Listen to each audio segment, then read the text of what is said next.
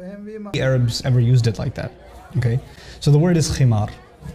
And the cool thing about it is the word itself includes the meaning of covering the head, like the head and then some. And it's used before Islam. The men used to have khimar too. One of the names for their turban, if it was extra long and it went down to like almost middle of the belly, the men used to call it khimar too. And then it's so cool. The women had like different fashions or whatever. And one of the things the women before Islam used to do is they used to have this bandana type thing that they would tie in the back with their ponytails, and it would go to the middle of their back.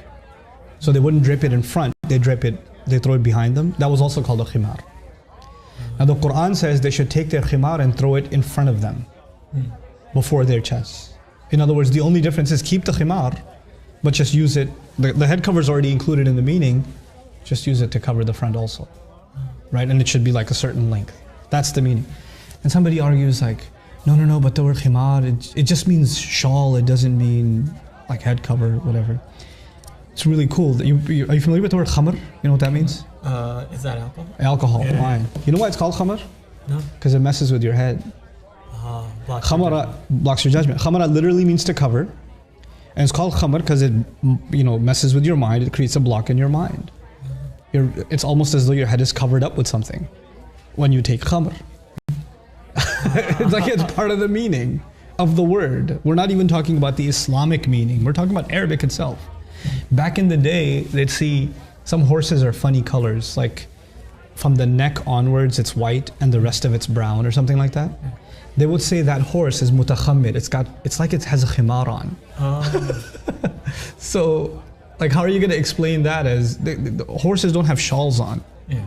It's just the length. It's just a length, and it's covering its head, and it's up to its neck and all the way down. So that's why they're calling it a khimar, So, like, it's already in the language, but it's so unfortunate that when they say, okay, they should draw their veils over their chest. That's what some translations say, draw the veils over the chest.